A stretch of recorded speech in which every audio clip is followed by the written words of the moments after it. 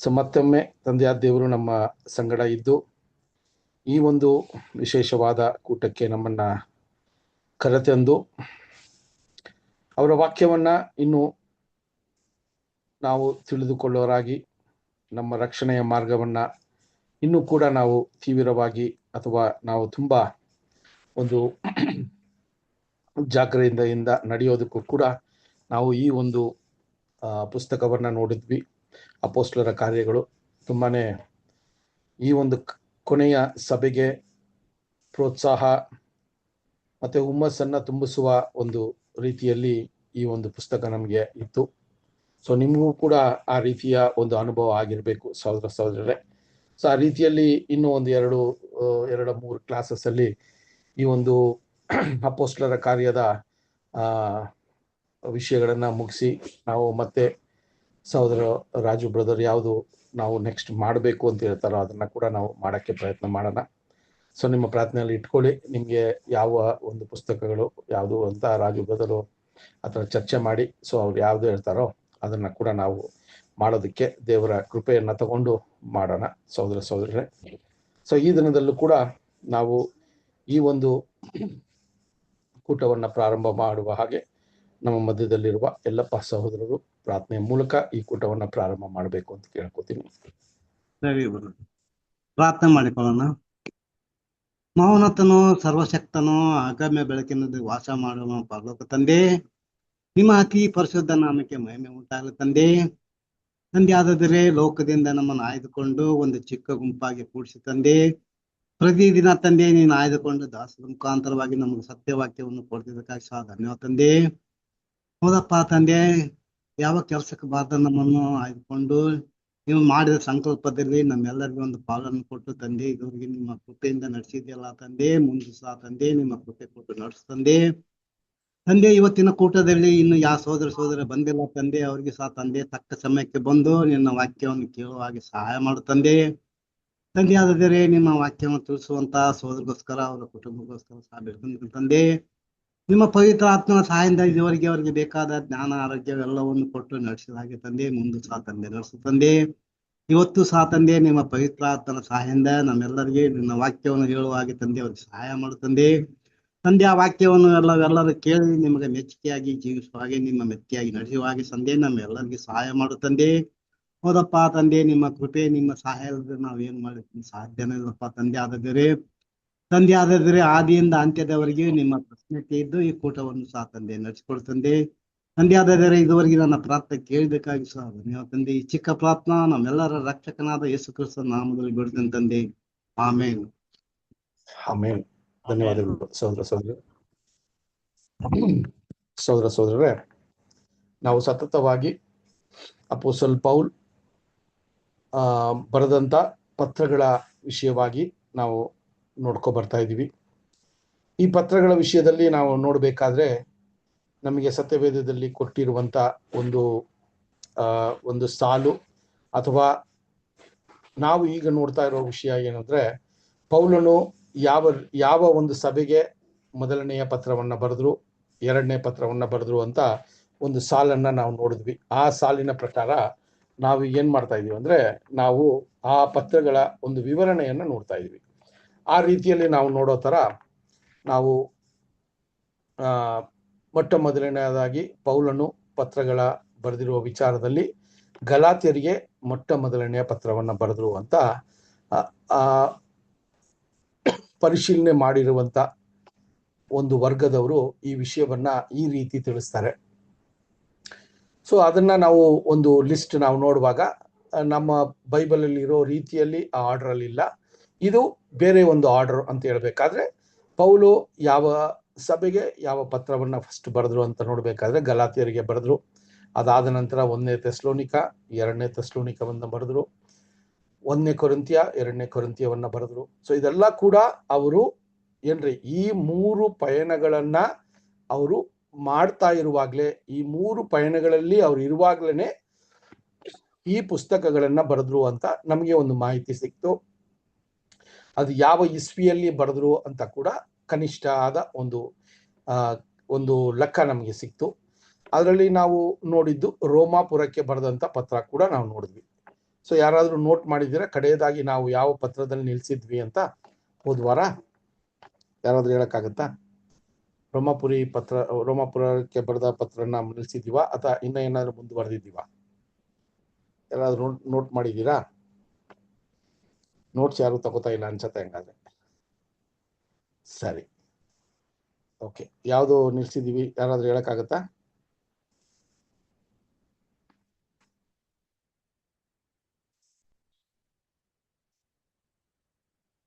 ಸರಿ.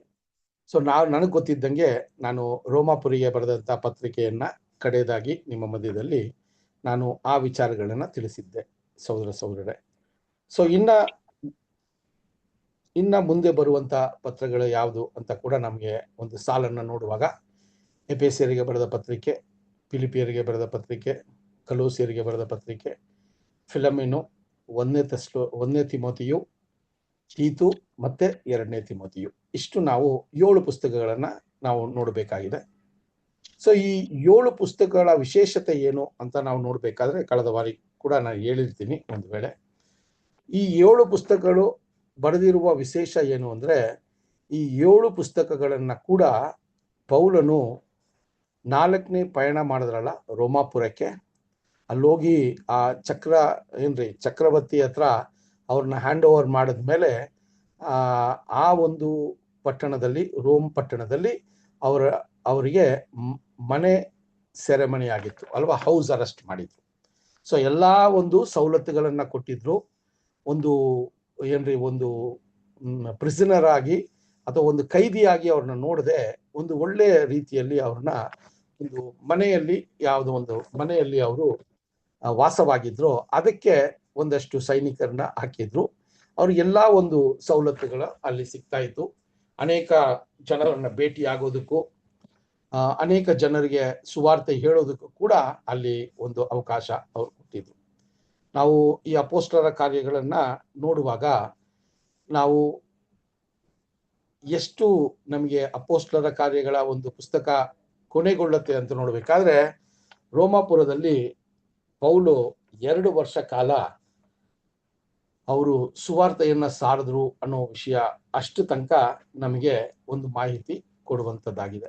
ಸೊ ಅಲ್ಲಿ ಎಷ್ಟು ವರ್ಷ ರೋಮಾಪುರದಲ್ಲಿ ಅವರು ಈ ಸುವಾರ್ತೆಯನ್ನ ಸಾರಿರಬೇಕು ಅಂತ ನೋಡ್ಬೇಕಾದ್ರೆ, ನಮಗೆ ವಚನ ತುಂಬಾ ಕ್ಲಿಯರ್ ಆಗಿ ಕಡೆಯ 2 ವಚನಗಳು ತುಂಬಾ ಸ್ಪಷ್ಟವಾಗಿ ಅಪೊಸ್ತಲರ ಕಾರ್ಯಗಳಲ್ಲಿ ಹೇಳ್ತದೆ ಎಷ್ಟು ವರ್ಷ ಅವರು ಈ ಸುವಾರ್ತೆಯನ್ನ ರೋಮಾಪುರದಲ್ಲಿ ಮಾಡಿದ್ರು ಅಂತ ನೋಡ್ಬೇಕಾದ್ರೆ, ನಿಮ್ಗೆಲ್ರೂ ಜ್ಞಾಪಕ ಇರಬೇಕು. ನಾವು ಕೊನೆಯದಾಗಿ ಅದೇ ವಚನಗಳನ್ನ ಮುಗಿಸಿದ್ವಿ, ಆದ್ರೂ ಕೂಡ ಮರ್ತಿರ್ತೀವಿ ಒಂದು ವೇಳೆ. ಅದನ್ನ ನಾವು ಓದಕ್ಕೆ ಪ್ರಯತ್ನ ಮಾಡೋಣ. ಅಪೊಸ್ತಲರ ಕಾರ್ಯಗಳು 28ನೇ ಅಧ್ಯಾಯ 30 ಮತ್ತೆ 31 ವಚನಗಳನ್ನ ಓದೋಣ. ಅಪೊಸ್ತಲರ ಕಾರ್ಯಗಳು 28ನೇ ಅಧ್ಯಾಯ 30 ಮತ್ತೆ 31 ವಚನಗಳು.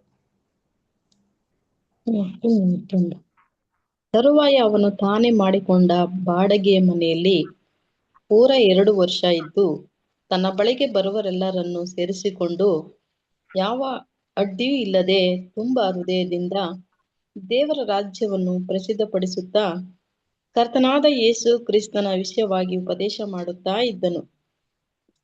ಓಕೆನಾ?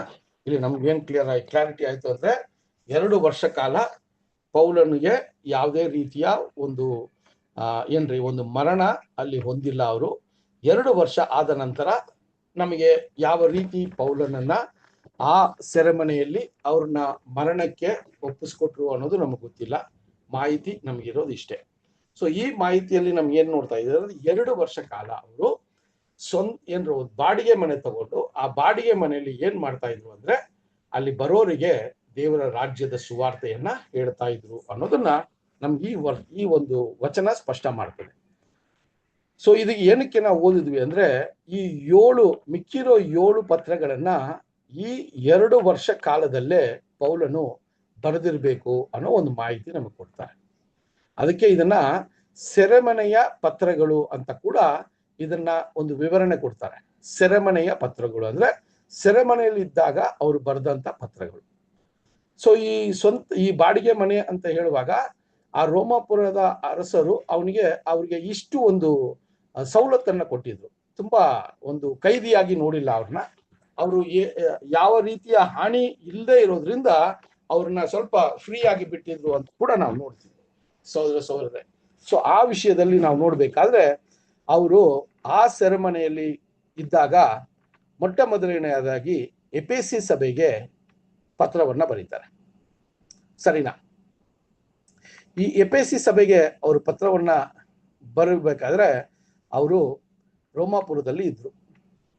ಸೊ ಅಲ್ಲಿ ಎಫೆಸಿ ಸಭೆಯನ್ನ ಅವರು ಅವರ ಪಯಣದಲ್ಲಿ 1, 2, 3ನೇ ಯಾವ ಪಯಣದಲ್ಲಿ ಅದನ್ನ ಆ ಸಭೆಯನ್ನ ಭೇಟಿಯಾದ್ರು, ಆ ಒಂದು ಪ್ರಾಂತ್ಯವನ್ನ ಭೇಟಿಯಾಗಿ ಆ ಪ್ರಾಂತ್ಯದಲ್ಲಿ ಸಭೆಯನ್ನ ಸ್ಥಾಪಿಸಿ ಆ ಸಭೆ ಬೆಳೀತಾ ಇರುವಾಗ ಆ ಸಭೆಯ ಒಂದು ಬೆಳವಣಿಗೆಯನ್ನ ಕೇಳ್ಪಟ್ಟು, ಯಾಕಂದ್ರೆ ಆ ಸಮಯದಲ್ಲಿ ಫೋನ್ ಇರ್ಲಿಲ್ಲ ಅಲ್ವಾ, ಆ ಸಮಯದಲ್ಲಿ ಪತ್ರಗಳು ಜಾಸ್ತಿ ಉಪಯೋಗ ಆಗ್ತಾ ಇತ್ತು, ಅಥವಾ ಅಲ್ಲಿಂದ ಬರುವಂತ ವಾಣಿಜ್ಯಕ್ಕೆ ಬರುವಂತ ಸಹೋದರಗಳು ಒಂದು ವೇಳೆ ಅವ್ರನ್ನ ಭೇಟಿ ಆಗ್ತಾ ಇದ್ರು, ಅಥವಾ ಒಂದೊಂದು ಸಾರಿ ಅಲ್ಲಿ ಎಫೆಸಿ ಸಭೆಯಲ್ಲಿರುವಂತ ಒಂದಷ್ಟು ಸಹೋದರಗಳು ಬಂದು ರೋಮಾಪುರದಲ್ಲಿ ಅವ್ರನ್ನ ಭೇಟಿ ಆಗಿರ್ಬೋದು. ಆ ಭೇಟಿ ಆಗುವ ಸಮಯದಲ್ಲಿ ಸಭೆಯ ಒಂದು ವಾಸ್ತವಾಂಶವನ್ನ ಅವರು ಹೇಳಿರ್ಬೋದು. ಆ ವಾಸ್ತವಾಂಶನ ಕೇಳಿದ ನಂತರ ಪೌಲನು ಆ ಸಭೆಗೆ ಯಾವ ರೀತಿಯ ಒಂದು ಸಲಹೆಗಳನ್ನ ಅಥವಾ ದೇವರ ರಹಸ್ಯಗಳನ್ನ ಅಲ್ಲಿ ಹೇಳೋದೇ ಆ ಪತ್ರದಲ್ಲಿ ಇತ್ತು ಅಂತ ಕೂಡ ನಾವು ನೋಡ್ತೀವಿ. ಆ ಒಂದು ಪತ್ರಗಳು ಆಗಿನ ಕಾಲಕ್ಕೆ ಇರುವಂತ ಸಭೆಗೆ ಮಾತ್ರ ಸೀಮಿತವಾಗಿರ್ಲಿಲ್ಲ.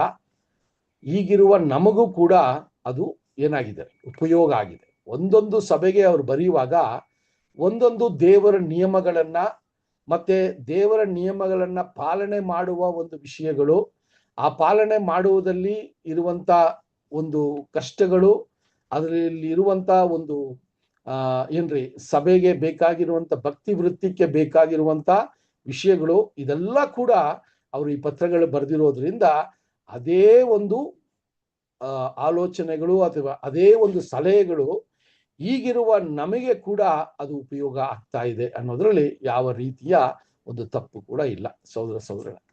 ಸೊ ಅದರಿಂದ ಅವರು ಎಫೆಸಿ ಸಭೆಗೆ ಈ ಪತ್ರವನ್ನ ಬರೆಯುವಾಗ ಎಷ್ಟು ವಿಷಯಗಳು ಆ ಒಂದು ಪ್ರಾಂತ್ಯದಲ್ಲಿರುವಂತ ಸಭೆ ಸಹೋದರರಿಗೆ ಅವರು ಸೇರಿಸಿದಾಗ ಪ್ರಾರಂಭದಲ್ಲಿ ದೇವರ ರಾಜ್ಯದ ವಿಚಾರವಾಗಿ ಮಾತನಾಡಿರ್ಬೋದು, ದೇವರಾಜ್ಯಕ್ಕೆ ಸೇರೋದಕ್ಕೆ ಏನು ಅರ್ಹತೆ ಅಂತ ಹೇಳಿರ್ಬೋದು, ದೇವರಾಜ್ಯದ ಮಹಿಮೆ ಏನಂತ ಹೇಳಿರ್ಬೋದು.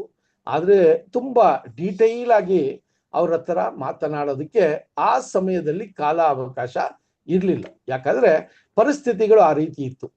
ಅದರಿಂದ ಅವರು ಈ ಪತ್ರವನ್ನ ಬರೆಯುವಾಗ ನಮಗೆ ಸ್ಪಷ್ಟವಾಗ್ತಾ ಇದೆ ಆ ಸಭೆಯನ್ನ ಸಭೆ ಯಾವ ರೀತಿಯ ಒಂದು ಬೆಳವಣಿಗೆಯಲ್ಲಿ ಇತ್ತು, ಏನೆಲ್ಲ ಅವರಿಗೆ ಇನ್ನೂ ಮಾಹಿತಿಗಳು ಬೇಕಾಗಿತ್ತು ಅಂತ ಈ ಒಂದು ಎಫೆಸಿ ಸಭೆಗೆ ಬರೆದ ಪತ್ರವನ್ನ ಓದಿದಾಗ ಆ ಸಭೆ ಇರುವಂತ ವಾಸ್ತವಾಂಶವನ್ನ ನಮಗೆ ತಿಳಿಸಿಕೊಡುವಂತದ್ದಾಗಿದೆ ಸಹೋದರರೇ.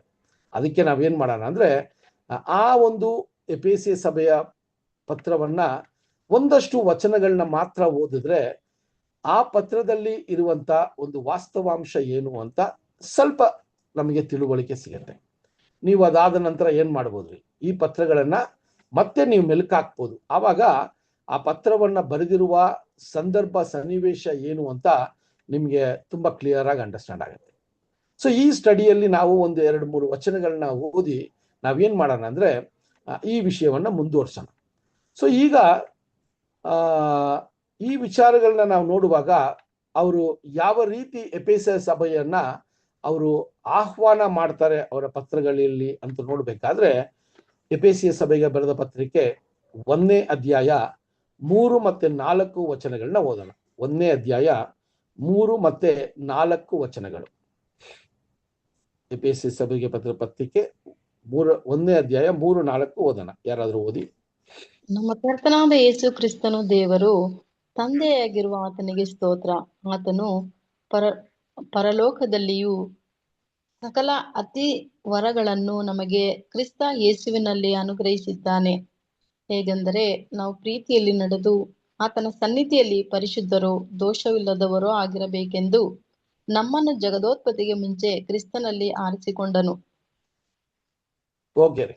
ಸೊ ನೋಡ್ರಿ, ಹೆಂಗೆ ಎಫೆಸ ಸಭೆಗೆ ಒಂದು ಹುಮ್ಮಸ್ಸನ್ನ ಅಥವಾ ದೇವರ ಆಶೀರ್ವಾದವು ಯಾವ ರೀತಿ ಇದೆ ಅಂತ ಸ್ಪಷ್ಟವಾಗಿ ಅಲ್ಲಿ ಬರೀತಾರೆ ಸಹೋದರರೇ.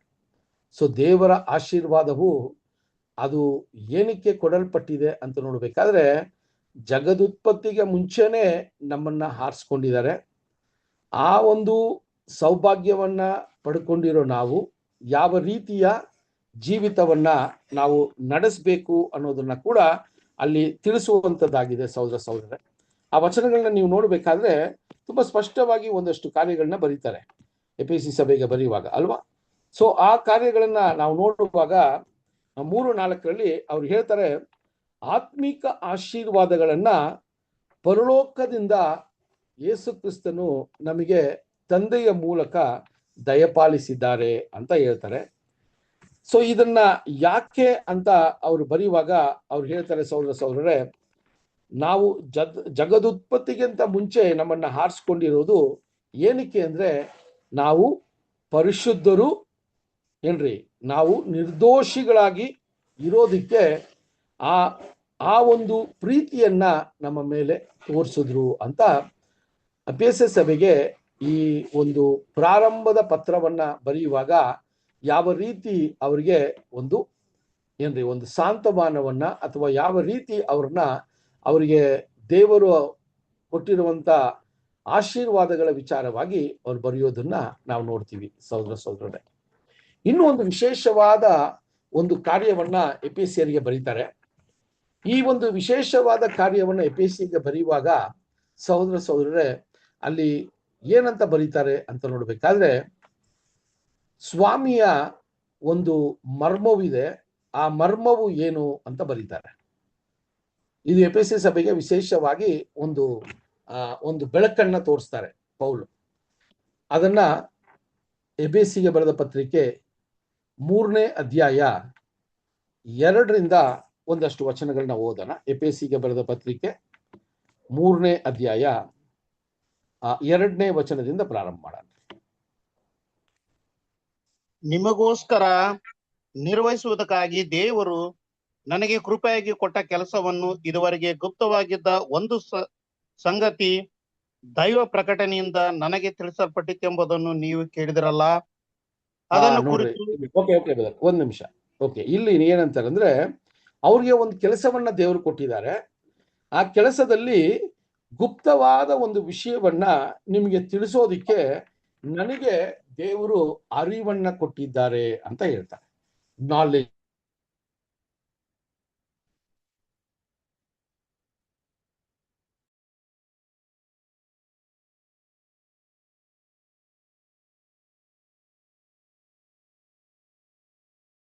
ಅಲ್ವಾ? ಸೊ ಅವ್ರಿಗೆ ಬರೆದಿರುವ ಪತ್ರಿಕೆಯಲ್ಲಿ ನಮಗೆ ತಿಳುವಳಿಕೆ ಯಾವಾಗ ಸಿಕ್ತು ಅಂದ್ರೆ, ನಾವು ಈ ಪತ್ರವನ್ನ ಓದುವಾಗ ನಾವು ಕೂಡ ಹೆಂಗೆ ಸ್ವಾಮಿಯ ಒಂದು ಹೆಜ್ಜೆ ಜಾಡೆಯಲ್ಲಿ ನಡೆದು ದೇವರ ಮಕ್ಕಳಾಗೋದಿಕ್ಕೆ ಸಾಧ್ಯ ಅನ್ನೋದನ್ನ ನಾವು ಈ ಪತ್ರದ ಒಂದು ವಾಕ್ಯದ ಮೂಲಕ ತಿಳ್ಕೊಂಡಿವಿ. ಸೊ ಅಲ್ಲಿ ನಾವು ನೋಡುವಾಗ 2ನೇ ವಚನದಲ್ಲಿ ಹೇಳ್ತಾರೆ, ದೇವರ ಕೃಪೆಯಿಂದ ನನಗೆ ಒಂದು ವಿಶೇಷವಾದ ವಿಷಯವನ್ನ ದೇವರು ಪ್ರಕಟಿಸಿದ್ದಾರೆ ಅಂತ ಹೇಳಿದ ನಂತರ ಆ ವಿಶೇಷವಾದ ವಿಷಯ ಏನು ಅಂದ್ರೆ, ಕಂಟಿನ್ಯೂ ಮಾಡಿದ್ರಂಗೆ ನೆಕ್ಸ್ಟ್ ವರ್ಸ್ ಓದಿ. ಅದನ್ನು ಕುರಿತು ನಾನು ಹಿಂದೆ ಸಂಕ್ಷಿಪ್ತವಾಗಿ ಬರೆದಿದ್ದೇನೆ. ಬರೆದದನ್ನು ನೀವು ಓದಿ ನೋಡಿದರೆ ಕ್ರಿಸ್ತನ ವಿಷಯವಾದ ಮರ್ಮವನ್ನು ಕುರಿತು ನನಗಿರುವ ಗ್ರಹಿಕೆಯನ್ನು ನೀವು ತಿಳಿದುಕೊಳ್ಳಬಹುದು. ಆ ಮರ್ಮವು ಆ ಕಾಲದಲ್ಲಿ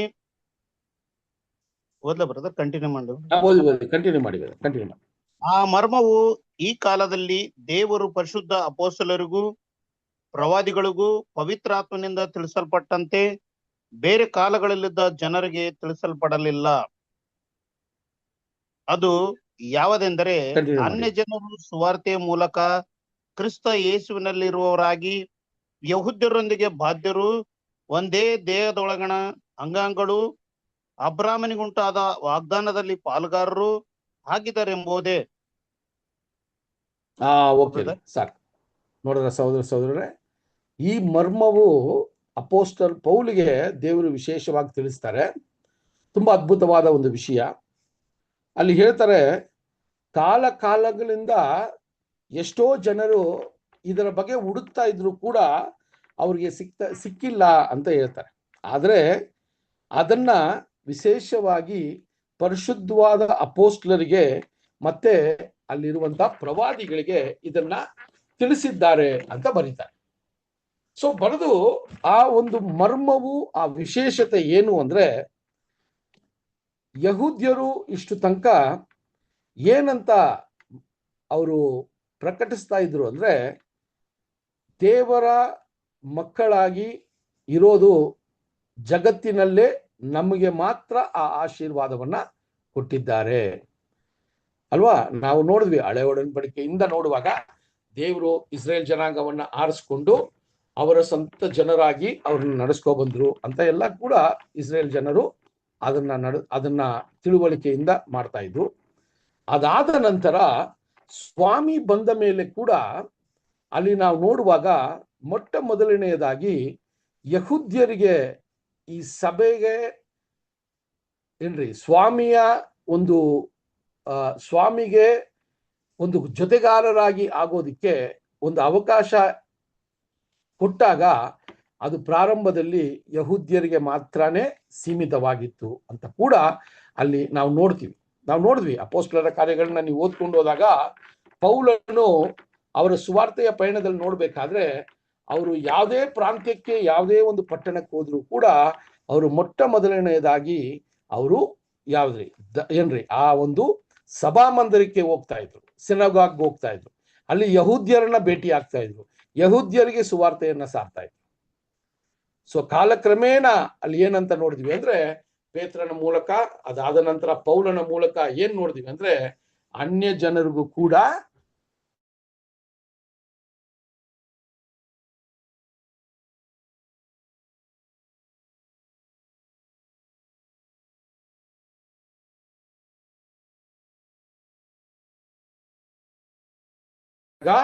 ಅವರು ಪೇತ್ರನು ತುಂಬಾ ಸಂತೋಷವಾಗಿ ಅದನ್ನ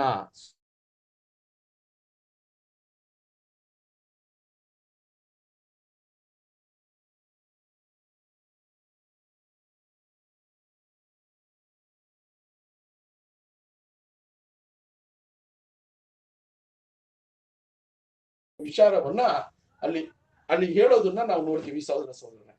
ಸೊ ಆ ರೀತಿಯಲ್ಲಿ ನಾವು ನೋಡ್ಬೇಕಾದ್ರೆ ಇಲ್ಲಿ ಪೌಲನು ಅದೇ ವಿಚಾರವನ್ನ ಎಫೆಸ ಸಭೆಗೆ ಬರೀತಾರೆ. ಸೊ ನಾನು ಒಂದು ಮರ್ಮವನ್ನ ನಿಮಗೆ ಹೇಳಕ್ಕೆ ಬಯಸ್ತೇನೆ. ಆ ಮರ್ಮವು ಏನು ಅಂದ್ರೆ 6ನೇ ವಚನದಲ್ಲಿ ಸಹೋದರ ಓದಿದ್ರು, ಏನಂದ್ರೆ, ಅನ್ಯ ಜನರು ಕೂಡ ಸ್ವಾಮಿಯ ಶರೀರದ ಒಂದು ಭಾಗವಾಗಿದ್ದಾರೆ ಅಂತ ಬರೀತಾರೆ. ಅದು 6ನೇ ವಚನ ಮಾತ್ರ ಓದೋಣ. 6ನೇ ವಚನ, ಅನ್ಯ ಜನರಿಗೆ ಓದಿ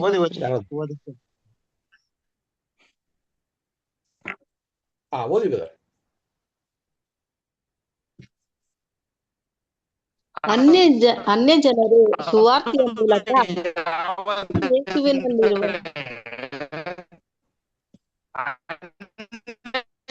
ಜನರು ಸುವಾರ್ತೆಯ ಮೂಲಕ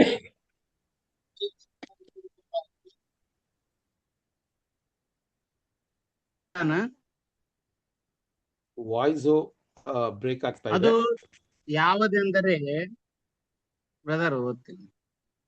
ಅದು ಯಾವುದೆಂದರೆ, ಅನ್ಯ ಜನರು ಸುವಾರ್ತೆಯ ಮೂಲಕ ಕ್ರಿಸ್ತ ಯೇಸುವಿನಲ್ಲಿರುವವರಾಗಿ ಯಹೂದ್ಯರೊಂದಿಗೆ ಬಾಧ್ಯರು, ಒಂದೇ ದೇಹದೊಳಗಣ ಅಂಗಾಂಗಳು, ಅಬ್ರಾಹ್ಮನಿಗುಂಟಾದ ವಾಗ್ದಾನದಲ್ಲಿ ಪಾಲುಗಾರರು ಆಗಿದ್ದಾರೆ ಎಂಬುದೇ.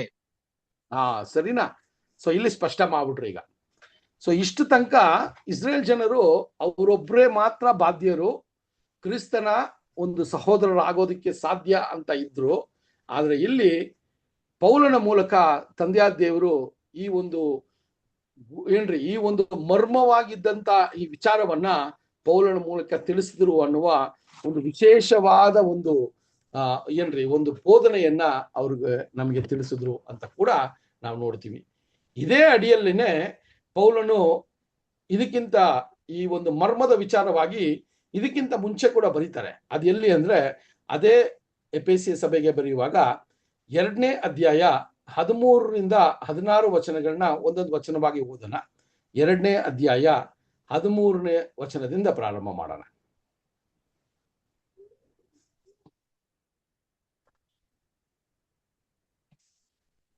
ಮೊದಲು ದೂರವಾಗಿದ್ದ ಕ್ರಿಸ್ತ ಯೇಸುವನ್ನು ಈಗಲಾದರೂ ಸೇರಿದವರಾಗಿದ್ದು ಮೊದಲು ದೂರವಾಗಿದ್ದ ಯಾರಾದ್ರೂ ಒಬ್ರು ಓದಿ, ಪರವಾಗಿಲ್ಲ, ಓದಿ. ಮೊದಲು ದೂರವಾಗಿದ್ದ ನೀವು ಕ್ರಿಸ್ತ ಯೇಸುವನ್ನು ಸೇರಿದವರಾಗಿದ್ದು ಆತನ ರಕ್ತದ ಮೂಲಕ ಸಮೀಪರಾದಿರಿ. ನಿಮ್ಮನ್ನು ನಮ್ಮನ್ನು ಒಂದು ಮಾಡಿದವನಾದ ನೀವು ಆತನೇ ನಮಗೆ ಅದನ್ನ ಹೇಳ್ತಾರೆ. ನೀವು ಇಷ್ಟು ತನಕ ಹೆಂಗಿದ್ರಿ? ಕ್ರಿಸ್ತನ ಜೊತೆಯಲ್ಲಿ ಇರ್ಲೇ ಇಲ್ಲ. ಆದ್ರೆ ಈಗ ಕ್ರಿಸ್ತನ ರಕ್ತದಿಂದ ನೀವು ಒಂದು ವಿಷಯವನ್ನ ಪಡ್ಕೊಂಡಿದ್ದೀರಾ ಅಂತ ಅಲ್ಲಿ 13ನೇ ವಚನದಲ್ಲಿ ಹೇಳ್ತಾರೆ. 14ನೇ ವಚನ ಓದೋಣ ಸಿಸ್ಟರ್.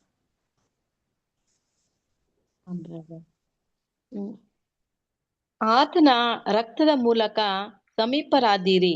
ನಮ್ಮನ್ನು ಒಂದು ಮಾಡಿದವನಾದ ಆತನೇ ನಮಗೆ ಸಮಾಧಾನಕರ್ತನಾಗಿದ್ದಾನೆ.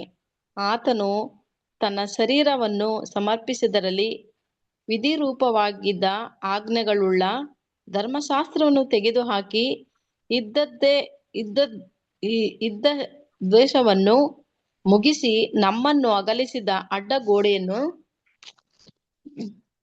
ಕೆಡವಿ ಹಾಕಿದನು. ಓಕೆ, ಎಷ್ಟು ಕ್ಲಿಯರ್ ಆಗಿ ಕೊಟ್ಟಾರ ನೋಡ್ರಿ. ಸ್ವಾಮಿ ದೇವರಿಗೂ ನಮಗೂ ಒಂದು ಏನ್ ರೀತಿ ಒಂದು ಅಡ್ಡಗೋಡೆ ಇತ್ತು. ಏನಂದ್ರೆ ಆ ಒಂದು ಕರ್ಸ್, ಆದಾಮನಿಂದ ಬಂದಂತ ಒಂದು ಪನಿಷ್ಮೆಂಟ್ ಅಲ್ವಾ, ನಾವು ಸಾಯುವ ಒಂದು ಶಿಕ್ಷೆ ನಮಗಿತ್ತು. ಆದ್ರೆ ಸ್ವಾಮಿಯ ಮೂಲಕ ಆ ದೇವರಿಗೂ ನಮಗಿದ್ದಂತ ಒಂದು ಅಡ್ಡಗೋಡೆ ಅನ್ನೇನಾಯ್ತಂತೆ ಅಲ್ಲಿ ತೆಗೆಯಲ್ಪಡ್ತು ಅಂತ ಹೇಳ್ತಾರೆ.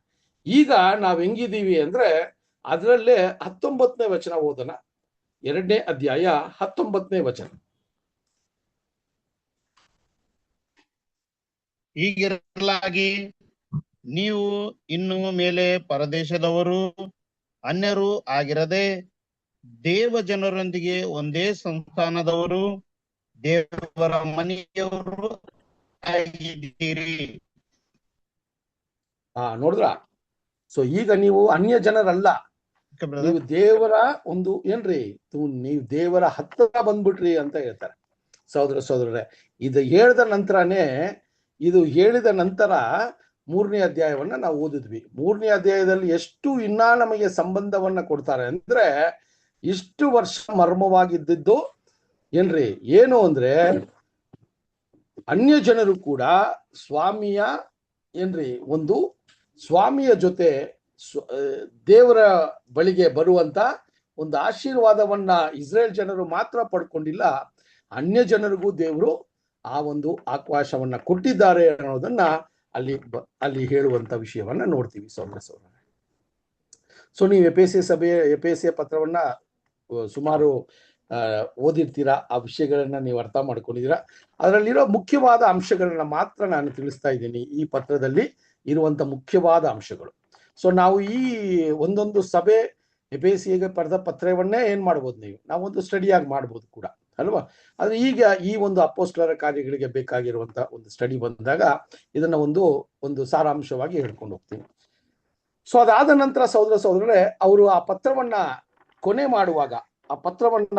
ಕೊನೆ ಮಾಡುವಾಗ ಅವರು ಯಾವ ರೀತಿ ಸಭೆಗೆ ಆಲೋಚನೆಗಳನ್ನ ಕೊಡ್ತಾರೆ ಅನ್ನೋದನ್ನ ಕೂಡ ನಾವು ನೋಡ್ಬೇಕಾದ್ರೆ, ಇನ್ನೊಂದು ವಿಶೇಷವಾದ ಒಂದು ವಿಷಯವನ್ನ ಸಭೆಗೆ ಅವ್ರು ತಿಳಿಸ್ತಾರೆ. ನೀವು ಕಡೆಯದಾಗಿ ಇರುವಂತ ವಿಷಯಗಳನ್ನ ನೋಡ್ಬಿಟ್ರೆ ಸಹೋದರರೇ, ಅಲ್ಲಿ ಇರುವಂತ ಕಾರ್ಯಗಳನ್ನ ನೋಡ್ಬೇಕಾದ್ರೆ 5ನೇ ಅಧ್ಯಾಯವನ್ನ ನೀವು ಓದುವಾಗ ಅದರಲ್ಲಿ ವಿಶೇಷವಾಗಿ ಗಂಡ ಹೆಂಡತಿಯರಿಗೆ ಅವ್ರು ಕೊಡುವಂತ ಸಲಹೆ ಅಲ್ವಾ. ಸೊ ಕ್ರಿಸ್ತನಲ್ಲಿ ಬಂದ ನಂತರ ಗಂಡ ಹೆಂಡತಿಯರು ಯಾವ ರೀತಿಯ ಒಂದು ಜೀವಿತವನ್ನ ಜೀವಿಸ್ಬೇಕು ಅನ್ನೋದನ್ನ ಅವರು ಸಭೆಗೆ ಆ ಸಮಯದಲ್ಲಿ ಬರೆಯೋದನ್ನ ನಾವು ನೋಡ್ತೀವಿ. ಈಗಲೂ ಕೂಡ ಎಲ್ಲಾ ಮದುವೆಗಳಲ್ಲೂ ಈ ವಚನವನ್ನ ಹೇಳದೆ ನಾವು ಮದುವೆ ಕಾರ್ಯಕ್ರಮಗಳನ್ನ ಮಾಡಲ್ಲ. ಯಾಕಂದ್ರೆ ಅಷ್ಟು ಒಂದು ತುಂಬಾ ಮೂಲಭೂತವಾದ ಒಂದು ವಾಕ್ಯಗಳು ಮತ್ತೆ ಪೌಲನ ಒಂದು ವಿಶೇಷವಾದ ಒಂದು ಏನ್ರಿ ಅವರ ಒಂದು ಉಪದೇಶ ಆ ರೀತಿ ಇತ್ತು ಸಹೋದರ. ಸೊ ಅದರಲ್ಲಿ ನಾವು ನೋಡುವಾಗ ನಮ್ಗೆಲ್ರೂ ಚಿರಪರಿಚಿತವಾದ ವಚನ ಅಲ್ವಾ. ಅಲ್ಲಿ 5ನೇ ಅಧ್ಯಾಯ 25 ವಚನದಲ್ಲಿ ನಾವು ನೋಡ್ಬೇಕಾದ್ರೆ ಅದನ್ನ ಒಂದು 2 ವಚನ ಕೂಡ ಓದೋಣ. 25ರಿಂದ 27 ವಚನಗಳನ್ನ ಓದೋಣ. ಈ ವಿಷಯವನ್ನ ಮತ್ತೆ ನಾವು ಮೆಲುಕಾಕಕ್ಕೆ 5ನೇ ಅಧ್ಯಾಯ 25ರಿಂದ 27 ವಚನಗಳನ್ನ ಓದೋಣ.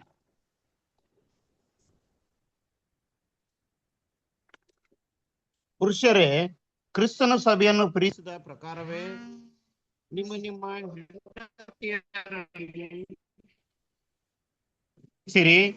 ಆತನು ಅದನ್ನು ಪ್ರತಿಷ್ಠೆಪಡಿಸುವುದಕ್ಕಾಗಿ ತನ್ನನ್ನು ಒಪ್ಪಿಸಿಕೊಟ್ಟನು. ಅದನ್ನು ಕಳಂಕ, ಸುಂಕು ಮುಂತಾದದೊಂದು ಇಲ್ಲದ ಕನ್ನಿಕೆಯು ಎಂಬುವಂತೆ ಪರಿಶುದ್ಧವೂ ನಿರ್ದೋಷವೂ ಮಹಿಮೆಯುಳ್ಳದು ಆಗಿರುವ ಸಭೆಯನ್ನಾಗಿ ತನ್ನ ಎದುರಿನಲ್ಲಿ ನಿಲ್ಲಿಸಿಕೊಳ್ಳಬೇಕೆಂದು ವಾಕ್ಯೋಪದೇಶ. ಓಕೆನಾ. ಸೊ ಇದೆಲ್ಲ ನಾವು ನೋಡುವಾಗ ಆ ಎಫೆಸಿ ಸಭೆಯಲ್ಲಿ ಬೇಕಾಗಿರುವಂತ ಒಂದು ಆಲೋಚನೆಗಳು ಅಥವಾ ಸಭೆಯಲ್ಲಿ ಅಲ್ಲಿರುವಂತ ಸಹೋದರ ಸಹೋದರರಿಗೆ ಬೇಕಾಗಿರುವಂತ ಒಂದಷ್ಟು ವಿಚಾರಗಳು ಅಲ್ಲಿ ಪೌಲನು ಅಲ್ಲಿ ಬರೆಯೋದನ್ನ ನೋಡ್ತೀವಿ. ಯಾವ ರೀತಿ ಗಂಡ ಹೆಂಡತಿಯರು ಸಭೆಯಲ್ಲಿ ಈ ಕ್ರಿಸ್ತನ ಒಂದು ಹೆಜ್ಜೆ ಜಾಡಿಯಲ್ಲಿ ನಡೆಯಕ್ಕೆ ಬಂದಿರೋರು ಯಾವ ರೀತಿ ಅವ್ರು ಇರಬೇಕು ಅಂತ ಆ 5ನೇ ಅಧ್ಯಾಯ ಸಂಪೂರ್ಣವಾಗಿ ಓದಿದ್ರೆ ಅಲ್ಲಿ ಅಕ್ರಮವಾದ ಸಂಬಂಧಗಳು ಅಲ್ಲಿ ಇರಬಾರ್ದು ಅಂತ ಹೇಳಿ ಈ ವಿಚಾರಗಳನ್ನ ಪ್ರಾರಂಭ ಮಾಡಿ ಬರೀತಾರೆ. ಸೊ ಈಗಲೂ ಕೂಡ ನಮಗೆ ಕೂಡ ಇದೇನಾಗಿದೆ ರೀ, ತುಂಬಾ ಪ್ರಾಮುಖ್ಯವಾದ ಒಂದು ವಿಚಾರವಾಗಿದೆ ಸಹೋದರ ಸಹೋದರಿಗಳೇ. ಇದೆಲ್ಲ ಈ ಎಲ್ಲಾ ಸಲಹೆಗಳನ್ನ ಆಲೋಚನೆಗಳನ್ನ ಕೊಟ್ಟರೂ ಕೂಡ ಪೌಲನು ಎಲ್ಲಾ ವಿಷಯದಲ್ಲೂ ಆತ್ಮೀಕವಾಗಿನೇ ಅಲ್ಲಿ ಒಂದು ವಿಚಾರಗಳನ್ನ ಹೇಳೋದನ್ನ ಇದರಲ್ಲೂ ಕೂಡ ನಾವು ನೋಡ್ತೀವಿ. ಸೊ ಈ ಗಂಡ ಹೆಂಡತಿಯ ಒಂದು ಸಂಬಂಧ ಎಷ್ಟು ಪವಿತ್ರವಾದದ್ದು, ಎಷ್ಟು ಇದು ಉನ್ನತವಾದದ್ದು ಅಂತ ಅವ್ರು ಬರೆಯುವಾಗ 32ನೇ ವಚನದಲ್ಲಿ ಈ ವಿಷಯವನ್ನ ಬರೀತಾರೆ. ಆತ್ಮಿಕವಾಗಿ ಒಬ್ಬ ಗಂಡ ಹೆಂಡತಿ ಯಾವ ರೀತಿ ಅವರು ಈ ಮದುವೆಯ ವಿಚಾರವನ್ನ ಪರಿಗಣಿಸ್ಬೇಕು ಅಂತ ಬರೀತಾರೆ. ಅದು 5ನೇ ಅಧ್ಯಾಯ 32ನೇ ವಚನವನ್ನ ನೋಡೋಣ.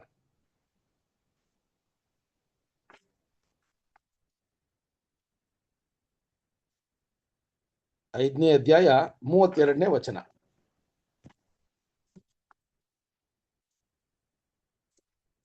ಇದರ ನಿಮಿತ್ತದಿಂದ ಪುರುಷನು ತಂದೆ ತಾಯಿಗಳನ್ನು ಬಿಟ್ಟು ತನ್ನ ಹೆಂಡತಿಯನ್ನು ಸೇರಿಕೊಳ್ಳುವನು, ಅವರಿಬ್ಬರು ಒಂದೇ ಶರೀರವಾಗಿರುವರು ಎಂದು ಬರೆದದೆ. ನಾನು ಕ್ರಿಸ್ತನಿಗೂ ಸಭೆಗೂ ಇರುವ ಸಂಬಂಧವನ್ನು ಕುರಿತು ಮಾತನಾಡುತ್ತಾ ಇದ್ದೇನೆ. ಇದುವರೆಗೆ ಗುಪ್ತವಾಗಿದ್ದ ಓಕೆ, ಇಲ್ಲಿ ಕ್ಲಿಯರ್ ಆಗಿ ಹೇಳ್ತಾರೆ ನೋಡ್ರಿ. ನಾನು ಇದುವರೆಗೆ ಗುಪ್ತವಾಗಿದ್ದ ಒಂದು ವಿಚಾರವನ್ನ ಹೇಳ್ತೀನಿ.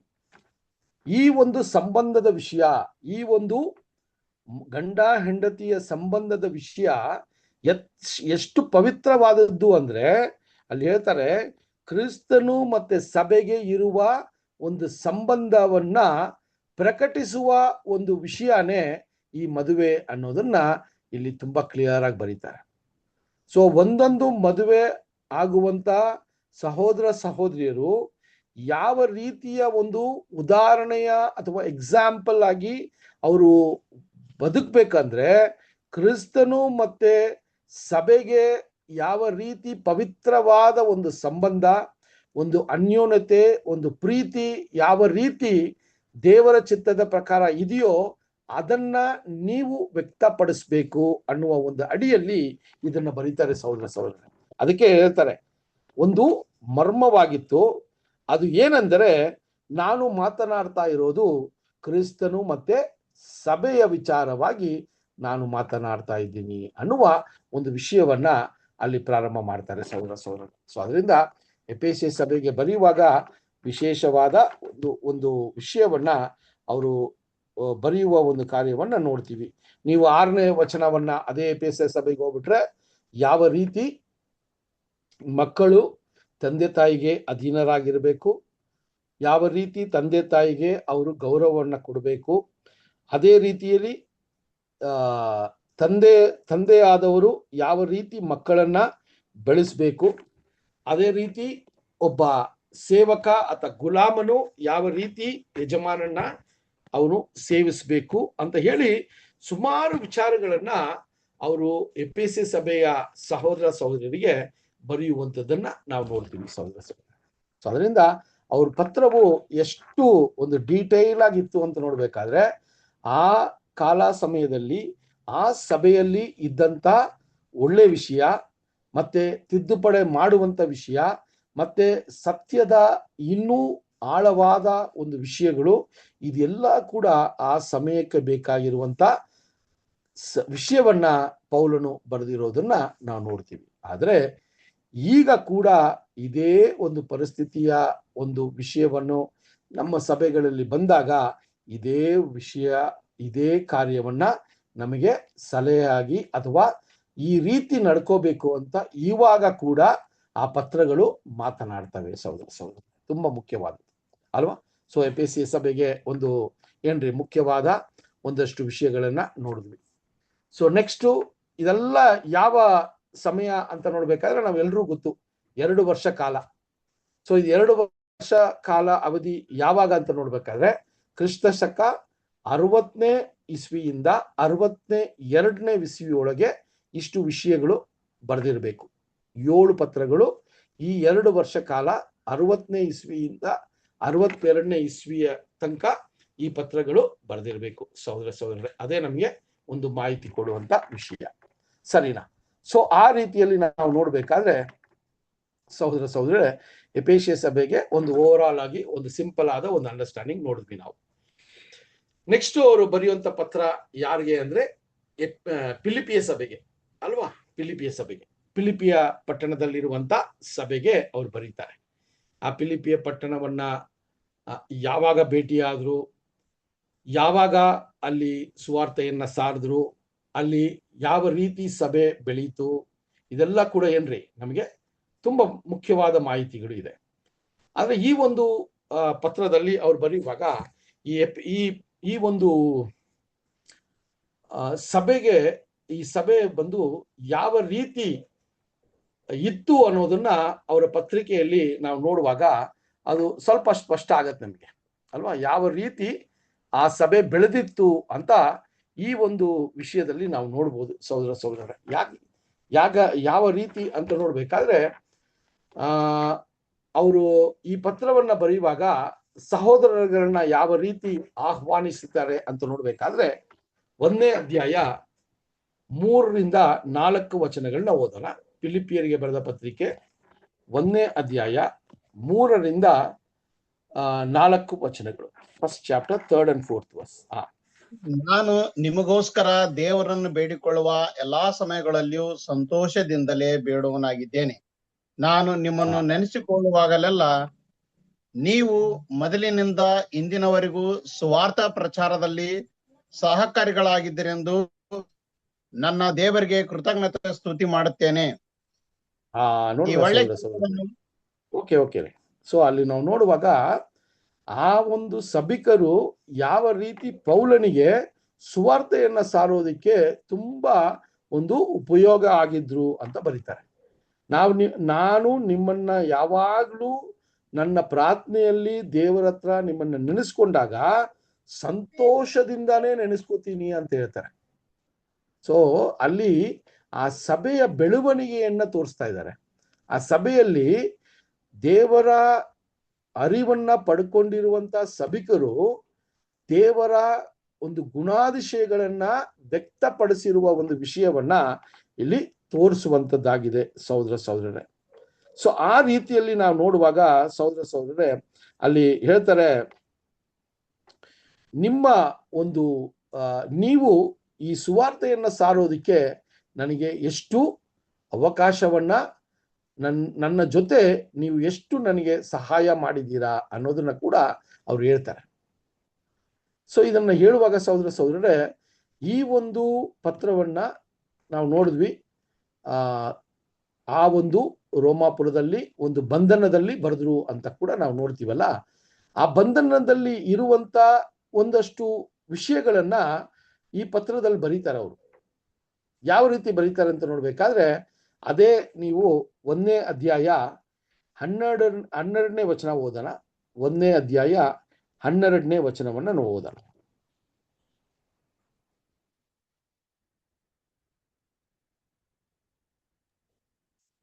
ಸಹೋದರರೇ, ನನಗೆ ಸಂಭವಿಸಿರುವುದು ಸುವಾರ್ತೆಯ ಪ್ರಸಾರಣೆಗೆ ಸಹಾಯವಾಯಿತೆಂದು ನೀವು ತಿಳಿದಿರಬೇಕೆಂಬುದಾಗಿ ಅಪೇಕ್ಷಿಸುತ್ತೇನೆ. ನೋಡ್ರಿ ಸಹೋದರರೇ, ಅಲ್ಲಿ ಹೇಳ್ತಾರೆ, ನನಗೆ ಸಂಭವಿಸಿರುವ ಈ ವಿಚಾರ ಸುವಾರ್ತೆಯ ಕಾರ್ಯಗಳು ಸರಿಯಾಗಿ ಅಥವಾ ಯಾವ ರೀತಿ ದೇವರ ಚಿತ್ತದ ಪ್ರಕಾರ ನಡಿಬೇಕೋ ಅದಕ್ಕೆ ಅನುಕೂಲವಾಗಿ ದೇವರು ಇದನ್ನ ಮಾಡಿಕೊಟ್ಟಿದ್ದಾರೆ ಅಂತ ಹೇಳ್ತಾರೆ. ಸೊ ಏನಂತಾರೆ ಅಂದ್ರೆ, ಈ ಬಂಧನ ನನಗೆ ಈ ಒಂದು ಬಂಧನದಲ್ಲಿ ಇದ್ರೂ ಕೂಡ ಅಥವಾ ಈ ಸೆರೆಮನೆಯಲ್ಲಿ ಇದ್ರೂ ಕೂಡ ಇದು ಸುವಾರ್ತೆಯನ್ನ ಸಾರೋದಿಕ್ಕೆ ತುಂಬಾ ಉಪಯೋಗ ಆಗಿತ್ತು ಅಂತ ಬರೀತಾರೆ. ಸೊ ನಿಮಗೆ ಈ ಪತ್ರವನ್ನ ಬರೀಬೇಕಾದ್ರೆ ಈ ಒಂದು ಸೆರೆಮನೆಯಲ್ಲಿ ಇದ್ರೂ ಕೂಡ ಇದು ಉಪಯೋಗ ಆಗ್ತಾ ಇದೆ ಅಂತ ಬರೀತಾರೆ ಸಹೋದರರೇ. ಎಂತ ಒಂದು ವಿಷಯ ನೋಡಿ, ಅವ್ರು ಬರೆಯುವಂತ ವಿಷಯ ನೋಡ್ಬೇಕಾದ್ರೆ ಅವರು ಎಷ್ಟು ಆ ಒಂದು ವಿಚಾರವನ್ನ ಎಷ್ಟು ಒಂದು ಒಳ್ಳೆಯ ಮನಸ್ಥಿತಿಯಲ್ಲಿ ಆ ಬಂಧನವನ್ನ ತಗೊಂಡ್ರು. ಆ ಒಂದು ಸೆರೆಮನೆಯ ಒಂದು ಅವಧಿಯನ್ನ ಅದನ್ನ ಗುಣಕೊಟ್ಕೊಂಡು ಅಥವಾ ಕಷ್ಟಪಟ್ಕೊಂಡು ಅದನ್ನ ಸಹಿಸಕ್ಕಾಗದೆ ಅವರು ಪತ್ರವನ್ನ ಬರೆದಿಲ್ಲ. ಸಂತೋಷವಾಗಿ ಅಲ್ಲೂ ಕೂಡ ಅವರು ದೇವರ ಸುವಾರ್ತೆಯನ್ನ ಸಾರೋದಿಕ್ಕೆ ಅವಕಾಶ ಸಿಕ್ತು ಅಂತ ಆ ಪತ್ರಗಳನ್ನ ಬರೆಯೋದಿಕ್ಕೆ ಅವ್ರಿಗೆ ಕಾರ್ಯಗಳನ್ನ ಮಾಡಿರೋದನ್ನ ನೋಡ್ತೀವಿ. ಅದಕ್ಕೆ ಅವ್ರು ಹೇಳ್ತಾರೆ, ಆ ಒಂದು ಬಂಧನದಲ್ಲಿ ನನಗೆ ಒಂದು ಆಶೀರ್ವಾದವನ್ನ ದೇವರು ಕೊಟ್ಟಿದ್ದಾರೆ ಅಂತ ಹೇಳ್ತಾರೆ. ಅದರಲ್ಲೇ 13ನೇ ವಚನ ಕೂಡ ಓದೋಣ ಸಿಸ್ಟರ್. 13ನೇ ವಚನ. ಹೇಗೆಂದರೆ, ನನ್ನ ಬೇಡಿಗಳು ಕ್ರಿಸ್ತನ ನಿಮಿತ್ತವೇ ಎಂದು ಅರಮನೆಯ ಪಹರೆಯವರೆಲ್ಲರಿಗೂ ಮಿಕ್ಕಾದವರೆಲ್ಲರಿಗೂ ಪ್ರಸಿದ್ಧವಾಯಿತು. ನೋಡಿದ್ರ ಅಲ್ಲಿ ಯಾವ ರೀತಿ ಸಾಕ್ಷಿ ಆಯ್ತು ಅಂದ್ರೆ, ಅವರನ್ನ ಬಂಧಿಸಿರುವ ಕಾರಣ ಏನು ಅಂದ್ರೆ, ಕರ್ತನಾದ ಯೇಸು ಕ್ರಿಸ್ತನ ಒಂದು ಹೆಸರನ್ನ ಅಲ್ಲಿ ಪ್ರಕಟಣೆ ಮಾಡೋದಕ್ಕೋಸ್ಕರನೇ ಈತನಿಗೆ ಬಂಧನ ಆಯ್ತು ಅಂತ ಅಲ್ಲಿರೋ ಎಲ್ಲಾ ಜನಕ್ಕೂ ಗೊತ್ತಾಯ್ತು ಅಂತ ಹೇಳ್ತಾರೆ. 14ನೇ ವಚನ ಕೂಡ ಓದೋಣ ಅದರಲ್ಲಿ. ಇದಲ್ಲದೆ ಸಹೋದರರಲ್ಲಿ ಬಹಳ ಜನರು ನನ್ನ ಬೇಡಿಗಳಿಂದಲೇ ಕರ್ತನಲ್ಲಿ ಭರವಸೆ ಉಳ್ಳವರಾಗಿ ದೇವರ ವಾಕ್ಯವನ್ನು ನಿರ್ಭಯದಿಂದ ಹೇಳುವುದಕ್ಕೆ ಇನ್ನೂ ವಿಶೇಷ ಧೈರ್ಯ ಹೊಂದಿದ್ದಾರೆ. ನೋಡಿದ್ರ ಸಹೋದರರೇ, ಪೌಲನು ಒಬ್ಬ ಸೈನಿಕದ ಒಂದು ಲೀಡರ್ ತರ ಇದ್ರು. ಕ್ರಿಸ್ತನ ಒಂದು ಸೈನಿಕರು ಯಾವ ರೀತಿ ಸ್ವಾಮಿಯನ್ನ ಹಿಂಬಾಲಿಸುವಾಗ ಆ ಸೈನಿಕದ ಒಬ್ಬ ಮಾಲೀಕನಾಗಿ ಪೌಲನು ಕಂಡು ಬಂದು, ಆ ಆದಿಸಭೆಯಲ್ಲಿ ಪೌಲನು ಬಂಧಿಸಲ್ಪಟ್ಟು ಅಲ್ಲಿ ಅಷ್ಟು ಸಂಕಷ್ಟಗಳನ್ನ ಎದುರಿಸ್ತಾ ಇರುವಾಗ ಅದು ಯಾವ ರೀತಿ ಬೇರೆಯೊಬ್ಬರಿಗೆ ಪ್ರೇರಣೆ ಆಯ್ತು ಅಂದ್ರೆ, ಅದನ್ನ ನೋಡಿ ಬೇರೆ ಸಹೋದರಗಳು ಧೈರ್ಯವಾಗಿ ಸುವಾರ್ತೆಯನ್ನ ಸಾರೋದಿಕ್ಕೆ ಮುಂದೆ ಬಂದ್ರು ಅನ್ನುವ ಒಂದು ವಿಶೇಷವಾದ ವಿಷಯವನ್ನ ಅಲ್ಲಿ ಹೇಳ್ತಾರೆ ಸಹೋದರ. ನೋಡ್ರಿ, ಯಾವಾಗ್ಲೂ ದೇವರು ಒಂದು ವಿಷಯವನ್ನ ನಮ್ಮ ಜೀವಿತದಲ್ಲಿ ಅನುಮತಿ ಮಾಡ್ತಾರೆ ಅಂದ್ರೆ ಅದು ನಮಗೆ ಕಷ್ಟವಾಗಿರ್ತದೆ, ದುಃಖವಾಗಿರ್ತದೆ ಅಲ್ವಾ. ನಾವು ಯೋಚನೆ ಮಾಡೋ ರೀತಿಯಲ್ಲಿ ವಿಷಯಗಳು ನಡೀದೇ ಇರಂಗಿರ್ತದೆ. ಇದೆಲ್ಲ ನೋಡುವಾಗ ನಮ್ಗೆ ಯಾವಾಗ್ಲೂ ಒಂದು ಭಯ ಇರ್ತದೆ ಅಲ್ವಾ, ಒಂದು ಅಸಮಾಧಾನ ಇರ್ತದೆ, ಅಥವಾ ನಮಗೆ ಏನಪ್ಪಾ ಹಿಂಗಾಗೋಯ್ತಲ್ಲ ಅಂತ ಇರ್ತದೆ. ಆದ್ರೆ ಪೌಲನ್ ನೋಡಿ ಆ ಸಂದರ್ಭವನ್ನ ಯಾವ ರೀತಿ ಅದನ್ನ ಪಾಸಿಟಿವ್ ಆಗಿ ಥಿಂಕ್ ಮಾಡೋದಕ್ಕೆ ಆ ಬೆಳವಣಿಗೆಯನ್ನ ಪೌಲನಲ್ಲಿ ನಾವು ನೋಡ್ಬೇಕು ಅಲ್ವಾ. ಪೌಲನು ನಾನು ನೋಡಿ ನಿಮಗೋಸ್ಕರ ಸುವಾರ್ತೆಯನ್ನ ಸಾರೋದಕ್ಕೋಸ್ಕರ ನಾನು ಈ ಸಂಕಷ್ಟಕ್ಕೆ ಒಳಗಾಗದೆ ಅಂತ ಬರೀಲಿಲ್ಲ ಅಲ್ವಾ. ಸಾಮಾನ್ಯವಾಗಿ ನಾವು ಇದ್ರೆ ಏನ್ ಮಾಡ್ತೀವಿ ಅಂದ್ರೆ, ನೋಡಪ್ಪ ನಾನು ನಿಮಗೋಸ್ಕರ ಸುವಾರ್ತೆ ಹೇಳಿ ಅದರಲ್ಲಿ ನಾನು ಏನ್ ಮಾಡ್ತಾ ಇದ್ದೀನಿ, ಈಗ ಬಾಧೆಯನ್ನ ಹೊಂದ್ತಾ ಇದ್ದೀನಿ ಅಂತ ನಾವು ಮಾತಾಡಿರ್ಬೋದು. ಆದ್ರೆ ಪೌಲನ್ ನೋಡಿ ಎಷ್ಟು ಅದ್ಭುತವಾಗಿ ಎಷ್ಟು ಅದ್ಭುತವಾಗಿ ಹೇಳ್ತಾರೆ ಅಂದ್ರೆ, ಇದೆಲ್ಲ ಸುವಾರ್ತೆಯನ್ನ ಇನ್ನೂ ಹೆಚ್ಚಾಗಿ ಸಾರೋದಿಕ್ಕೆ ಅವಕಾಶ ದೇವರು ಮಾಡಿಕೊಟ್ರು ಅಂತ ಹೇಳ್ತಾರೆ. ನನ್ನ ಸಾಕ್ಷಿ ನಾನು ಇರುವಂತ ಈ ಒಂದು ರೋಮಾಪುರದಲ್ಲಿ ಎಲ್ರಿಗೂ ಕೂಡ ನಾನು ಏನಕ್ಕೋಸ್ಕರ ಬಂಧಿಸಲ್ಪಟ್ಟಿದ್ದೀನಿ ಅಂತ ಗೊತ್ತಾಯ್ತು. ಅದು ಕ್ರಿಸ್ತನ ನಿಮಿತ್ತ. ಅದು ಮಾತ್ರವಲ್ಲ, ನನ್ನ ಜೊತೆಯಲ್ಲಿ ಇರುವಂತ ಸಹೋದರ ಸಹೋದರಿಯರು ಕ್ರಿಸ್ತನ ಸುವಾರ್ತೆಯನ್ನ ಭಯವಿಲ್ಲದೆ ಪ್ರಕಟಿಸೋದಿಕ್ಕೆ ನನ್ನನ್ನ ನೋಡಿ ಅವರು ಧೈರ್ಯಗೊಂಡ್ರು ಅಂತ ಕೂಡ ಬರೀತಾರೆ ಸಹೋದರ.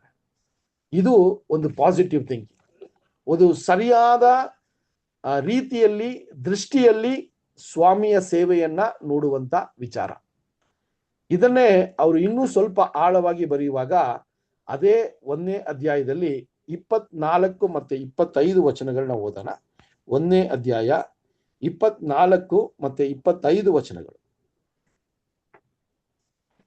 ಕ್ರಿಸ್ತನ ಜೊತೆಯಲ್ಲಿರಬೇಕೆಂಬುದೇ ನನ್ನ ಅಭಿಲಾಷೆ, ಅದು ಉತ್ತಮೋತ್ತಮ. ಆದರೆ ನಾನಿನ್ನು ಶರೀರದಲ್ಲಿ ವಾಸ ಮಾಡಿಕೊಂಡಿರುವುದೇ ನಿಮಗೋಸ್ಕರ ಬಹು ಅವಶ್ಯವಾದದ್ದು. ಆದುದರಿಂದ ನಿಮಗೆ ಕ್ರಿಸ್ತ ನಂಬಿಕೆಯಲ್ಲಿ ಅಭಿವೃದ್ಧಿಯೂ ಆನಂದವೂ ಉಂಟಾಗುವುದಕ್ಕೋಸ್ಕರ ನಾನು ಜೀವದಿಂದುಳಿದು ನಿಮ್ಮೆಲ್ಲರ ಬಳಿಯಲ್ಲಿರುವೆನೆಂದು ದೃಢವಾಗಿ ನಂಬಿದ್ದೇನೆ. ನೋಡ್ರ ಸಹೋದರ, ಎಂತ ಒಂದು ವಿಷಯ ನೋಡಿ. ಸ್ವಾಮಿಯಲ್ಲಿ ಇರೋದಿಕ್ಕೆ ನನಗೆ ತುಂಬಾ ಇಷ್ಟ ಅಂತ ಬರೀತಾರೆ. ಸೊ ಈ ವಿಷಯಗಳನ್ನ ಬರೆಯುವಾಗ ಸಹೋದರ 24ರಲ್ಲಿ ಅವರು ಸ್ಪಷ್ಟವಾಗಿ ಬರೀತಾರೆ, ನಾನು ಯಾವ ರೀತಿ ಇರೋದಕ್ಕೆ ನಾನು ಇಷ್ಟಪಡ್ತೀನಿ ಅಂತ ಬರೀತಾರೆ ಸಹೋದರರೇ. ಆ ವಿಚಾರದಲ್ಲಿ ಬರೆಯುವಾಗ, ನಾನು ಈ ಒಂದು ನಂಬಿಕೆ ವಿಶ್ವಾಸದಲ್ಲಿ ಇದ್ದು ನಾನು ಕ್ರಿಸ್ತನ ಜೊತೆ ನಾನು ಇರೋದೇ ನನಗೆ ತುಂಬಾ ದೊಡ್ಡ ಒಂದು ಆಶೀರ್ವಾದ ಅಂತ ಬರೀತಾರೆ ಸಹೋದರ. ಸೊ ಅಲ್ಲಿ ಹೇಳ್ತಾರೆ, ನಾನು ಜೀವಿಸಿದ್ರು ನಾನು ಸತ್ರು ಕೂಡ ಕ್ರಿಸ್ತನೇ ನನಗೆ ಒಂದು ಆದಾಯವಾಗಿದ್ದಾರೆ ಅನ್ನೋದನ್ನ ಬರೀತಾರೆ ಸಹೋದರ. ಸೊ ಆ ರೀತಿ ವಿಚಾರಗಳನ್ನ ಅವ್ರು ಆ ವಿಷಯಗಳನ್ನ ಅವ್ರು ಬರೆಯುವಾಗ ಸಹೋದರರೇ ತುಂಬಾ ಒಂದು ಸಭೆಗೆ ಏನಾಗಿತ್ರಿ, ತುಂಬಾ ಒಂದು ಮಾದರಿಯ ಒಂದು ಜೀವಿತವಾಗಿತ್ತು ಅಂತ ಕೂಡ ನಾವು ನೋಡ್ಬೋದು. ಸೊ ಅದನ್ನ ಇನ್ನೂ ಒಂದಷ್ಟು ಹೆಜ್ಜೆ ಮುಂದೆ ಹೋಗಿ ಏನ್ ಬರೀತಾರೆ ಅಂದ್ರೆ, ಕ್ರಿಸ್ತನ ಪ್ರೀತಿ ಯಾವ ರೀತಿ ನಮಗೆ ಒಂದು ಉದಾಹರಣೆಯಾಗಿದೆ ಅಂತ ನಮ್ಗೆಲ್ರೂ ಚಿರಪರಿಚಿತವಾದ ಒಂದು ವಚನನೇ. ಆದ್ರೆ ಈ ಒಂದು ಪಾಠಕ್ಕೆ ನಾವು ನೋಡೋಣ. ಫಿಲಿಪಿಯರಿಗೆ ಬರೆದ ಪತ್ರಿಕೆ 2ನೇ ಅಧ್ಯಾಯ 5ನೇ ವಚನ ಮಾತ್ರ ಓದೋಣ. 2:5. ಕ್ರಿಸ್ತ ಯೇಸುವಿನಲ್ಲಿದ್ದಂತಹ ಮನಸ್ಸು ನಿಮ್ಮಲ್ಲಿಯೂ ಇರಲಿ. ನೋಡ್ರಿ, ತುಂಬಾ ಸ್ಪಷ್ಟವಾಗಿ ಬರೀತಾರೆ. ಸೊ ನಾನು ಕ್ರಿಸ್ತನ ಹೆಜ್ಜೆ ಜಾಡಿಯಲ್ಲಿ ನಡೆಯೋದಕ್ಕೆ ನಾನು ಬಂದಿದ್ದೀನಿ. ನಾನು ಕ್ರಿಸ್ತನ ನಿಮಿತ್ತ ಈ ಬಾಧೆಯನ್ನ ಹೊಂದಿದ್ದೀನಿ. ಅದು ಬೇರೆಯೊಬ್ಬರಿಗೆ ಒಂದು ಒಳ್ಳೆಯ ಉದಾಹರಣೆಯಾಗಿ ಒಂದು ಎಕ್ಸಾಂಪಲ್ ಆಗಿದೆ. ನಾನು ಬದುಕಿದ್ರು ಸತ್ರುನು ಸ್ವಾಮಿಗೆ ಅದು ಆದಾಯವಾಗುತ್ತೆ ಅಂತ ಹೇಳಿ, ನಾವು ಯಾವ ರೀತಿಯ ಮನಸ್ಸುಳ್ಳವರಾಗಿರ್ಬೇಕು ಅಂತ ಎಫೆಸ ಸಭೆಗೆ ಬರೀತಾರೆ.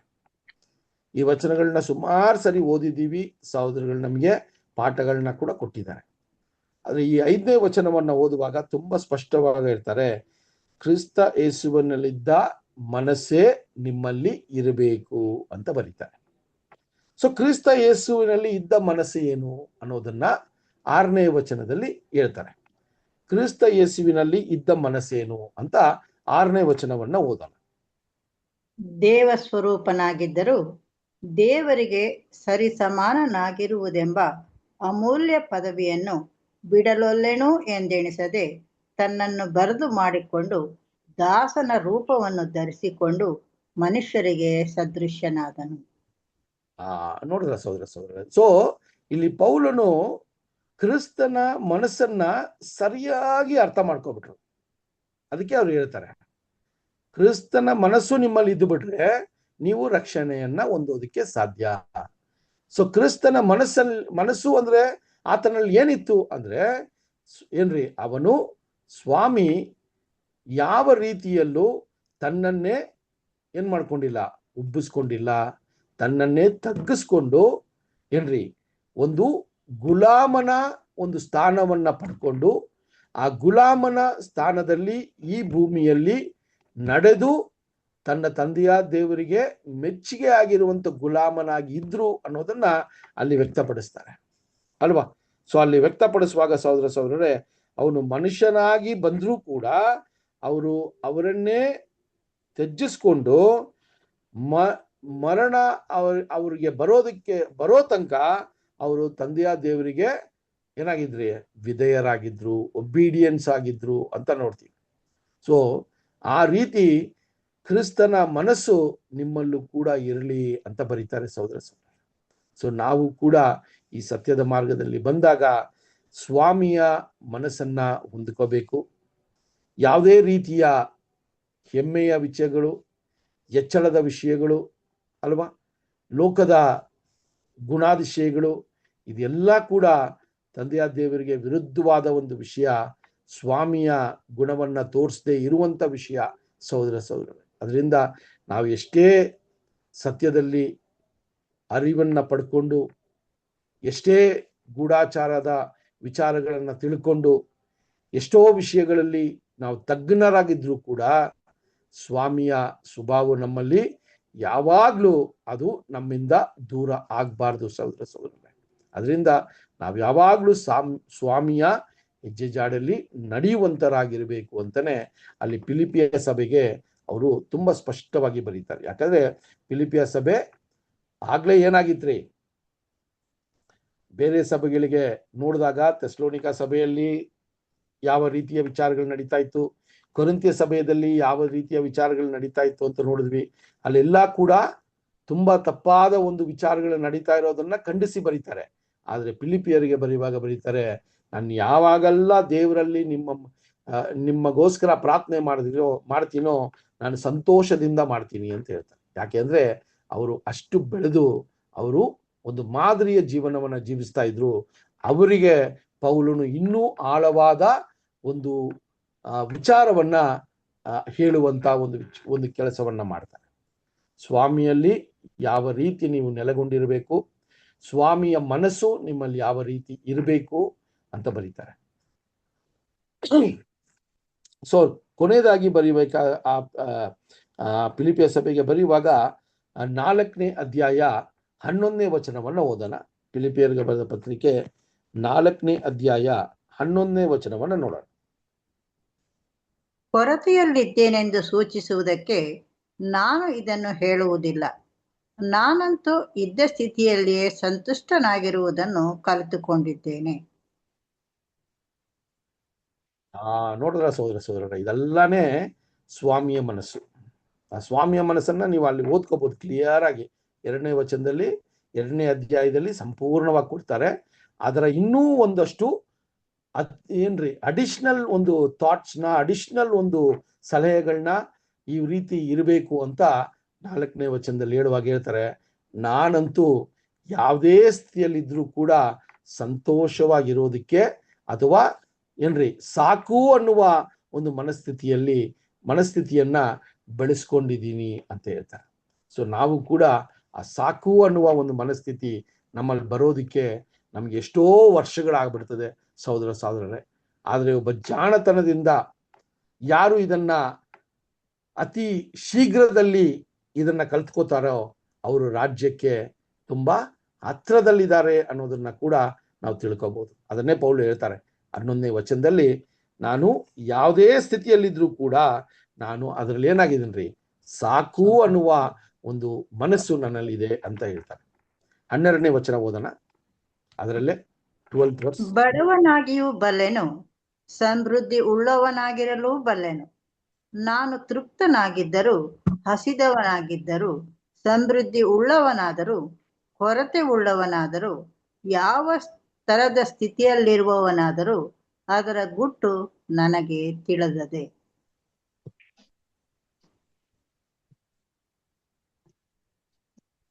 ನೋಡ್ರಿ, ಅಲ್ಲಿ ಹೇಳ್ತಾರೆ, ನಾನು ಸಂತೃಪ್ತನಾಗಿದ್ದೀನಿ, ನಾನು ನನ್ನಲ್ಲಿ ಅಧಿಕ ಇದ್ರೂ ಕೂಡ ನಾನು ಯಾವ ರೀತಿ ನಡ್ಕೋಬೇಕು ಅಂತ ಗೊತ್ತು, ನಾನು ಬಡತನದಲ್ಲಿದ್ರೂ ಕೂಡ ಯಾವ ರೀತಿ ನಡ್ಕೋಬೇಕು ಅಂತ ನನಗೆ ಆ ಜ್ಞಾನವನ್ನ ದೇವರ ವಾಕ್ಯವು ನನಗೆ ಕಲಿಸ್ಕೊಟ್ಟಿದೆ.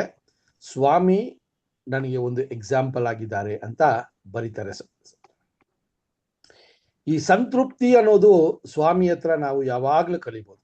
ಈ ಲೋಕಕ್ಕೆ ಬಂದ ನಂತರ ಆ ಸಂತೃಪ್ತಿ ಅನ್ನೋದು ಸ್ವಾಮಿಯನ್ನ ಬಿಟ್ಟು ಬೇರೆ ಯಾರೂ ನಮಗೆ ಒಂದು ಮಾದರಿಯಾಗಿಲ್ಲ. ಯಾಕಂದ್ರೆ ಸ್ವಾಮಿ ಅವರು ಬಂದಂಥ ಪರಿಸ್ಥಿತಿ, ಅವರು ಹುಟ್ಟಿದ್ದಂಥ ಜಾಗ, ಅವರು ಬೆಳೆದಂಥ ಒಂದು ವಾತಾವರಣ ಅಲ್ವಾ, ಅವರು ಸಮರ್ಪಣೆ ಆದ ನಂತರ ಶಿಷ್ಯರ ಜೊತೆ ಇದ್ದಂಥ ವಿಷಯ, ಪರಿಸಾಯರ್ ಸದಿಸಾಯರ್ ಜೊತೆ ಇದ್ದಂಥ ಕಾರ್ಯಗಳು, ಇದೆಲ್ಲ ಸ್ವಲ್ಪ ಯೋಚನೆ ಮಾಡಿ ಏನ್ರಿ, ಅಲ್ಪವಾಗಿರೋ ನಮಗೆ ನಮ್ಮನ್ನ ಯಾವುದೋ ಒಂದು ಏನ್ರಿ ನಮಗೆ ಆಗದೇ ಇರುವಂತ ಜಾಗದಲ್ಲಿ ಕರ್ಕೊಂಡೋಗಿ ಬಿಟ್ಬಿಟ್ರೆ ನಾವು ಎಷ್ಟು ಅಸಮಾಧಾನದಿಂದ ಯಾವಾಗ ಅಲ್ಲಿಂದ ಆಚೆ ಓಡಿ ಬರೋಣ ಅಂತಿರ್ತೀವಿ.